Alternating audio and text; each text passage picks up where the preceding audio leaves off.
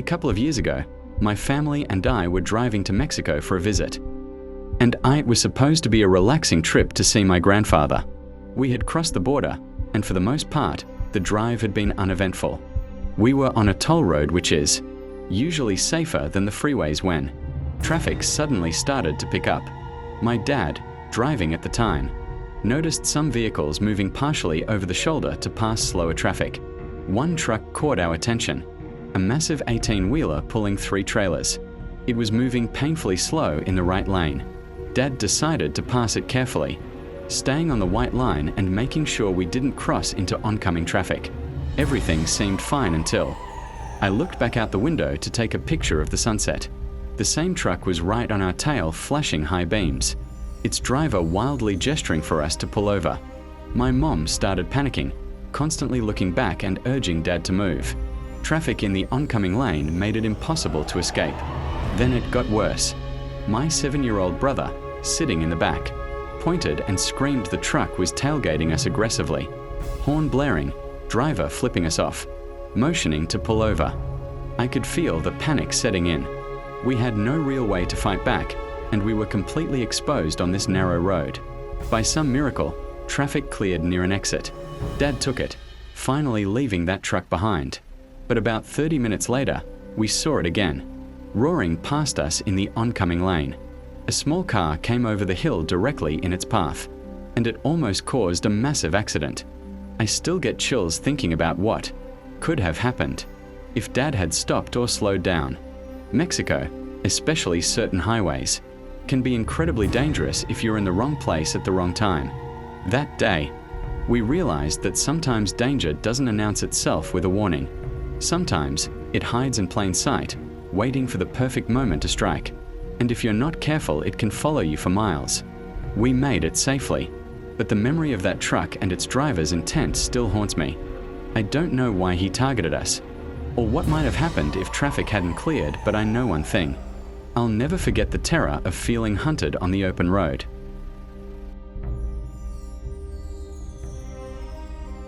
It was supposed to be the perfect anniversary getaway. My fiancé and I were driving back home from Colorado after our engagement trip. We had just spent the weekend exploring the mountains, celebrating and enjoying the scenery. Everything had been perfect. The last leg of the drive would take us through backroads in Indiana. I wanted to avoid stopping at a hotel and figured a few hours of driving through the night wouldn't hurt. It was around 4:30 a.m. and the sun was just starting to creep over the horizon.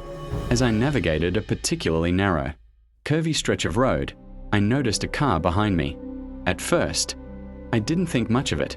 Maybe someone else was just following the same route. But then it stayed too close. I glanced over, and the driver flicked their high beams directly into my rearview mirror. My stomach sank. Something about the way they were driving made me uneasy. I tried speeding up slightly, hoping it was just coincidence. Then I hit the worst part of the road, a sharp curve, barely enough for a single car, and that's when I saw them. There were 4 sets of tires across the road, almost like a makeshift barricade. I had no time to stop. I hit them and felt a heavy smack under my tires. My heart was pounding as I sped around the next curve. I caught movement in the bushes. About 5 or 6 people crouched low, half hidden, watching us. My mind screamed that this was some kind of trap. "Hold on," I shouted to my fiancé, gripping the steering wheel tighter than ever. I floored it, pushing the car to nearly 100 miles per hour on that curvy back road. Every turn felt like we were seconds from disaster. Finally, the car behind us slowed, and eventually, it disappeared from sight. I kept driving until we found a gas station a few miles later. That's when I saw the damage. All 4 tires had nails in them, and one even had a huge chunk missing. My fiancé, still groggy from sleep, asked what happened, but I didn't tell her. I couldn't ruin our engagement trip with her. Thought of what might have happened if the trap had worked.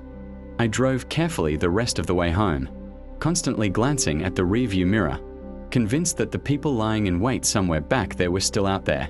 Even now, thinking about that night sends chills down my spine. Sometimes I wonder, were they just trying to scare us? Or had they been planning something far worse? All I know is that for those few terrifying minutes, We were completely at their mercy.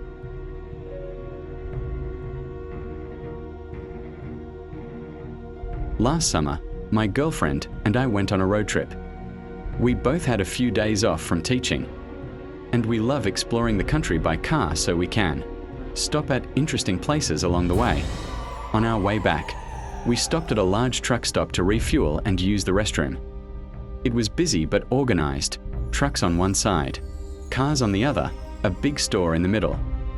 My girlfriend went inside to grab some snacks while I finished fueling. When I got back to the car, we continued driving. Shortly after, I noticed a pickup truck that seemed to be following us. At first, I thought it was a coincidence, but after an hour, it was clear the truck was staying behind us the entire time. Then, our phone signals dropped, and we lost GPS. We took an exit we thought was correct, and the truck followed. Soon, detour signs led us off a quiet highway onto a smaller, less traveled road, and eventually onto a one-lane dirt road. We were increasingly lost, and the truck was still there. Ahead, the road was blocked. I pulled over. The truck also stopped and blocked the way. I attempted a U-turn, but it positioned itself to block us again. I drove slightly off the road to get past the barrier and floored the accelerator, weaving through dirt paths and intersections with my headlights off to hide. After about 30 minutes of backtracking, we finally returned to the highway. The truck never appeared again. But I still wonder, what was the driver's intention? What could have happened if we hadn't escaped? A few years ago, I was traveling to visit my girlfriend who was in college far away. I had some time off work, so I decided to drive instead of flying to save money. After driving all day, I needed a place to stay for the night. I found a cheap, run-down motel a mile off the main road. The parking lot was nearly empty. I walked to the office, booked a room, and felt relieved about the low price.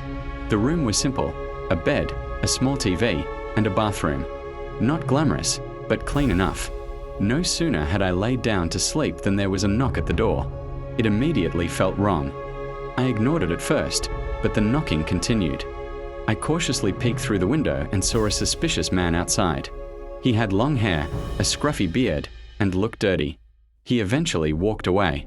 30 minutes later, another knock. A different man this time, dressed all in black with a hood covering his face. He tried opening the locked door but failed. Both men had clearly been trying to see if someone was inside. For over an hour, the knocking continued intermittently, keeping me awake. Eventually, they left, and I managed to get some rest. I left the motel the next morning and never saw them again. Even today, I wonder who they were and what their intentions were. I hit the road that morning with zero plans and way too much on my mind. Just me, my beat-up car, and a straight shot toward Dallas, Texas. The highway was empty, the kind of empty that makes you wonder if you missed some warning sign back there. Wind was hitting the windows hard and the sky kept changing, colors like it couldn't make up its mind. A couple hours in, I pulled over at this shady little gas station, the kind where the lights flicker and the cashier looks like he hasn't slept since the last decade. I grabbed a drink, got back in the car and kept moving, but something about that stop didn't sit right with me.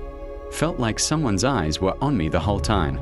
As I got closer to Dallas, the roads got wider, but the air felt heavier, like the city was watching. Sun started dropping fast, turning everything gold for a minute, before the whole place slipped into this weird, quiet darkness. Streetlights flicked on one by one like they were waking up late. When I finally reached downtown, it didn't feel like the Dallas people talk about. It felt different, colder. The hotel lobby was empty, not a single sound except the soft echo of my own footsteps. When I got to my room, the lock clicked shut way louder than it should have. The kind of loud that tells you you're alone even if you're not. I dropped my bag, looked out the window and saw the city lights stretching across the night like a million restless eyes. My phone glitched for a second, screen turning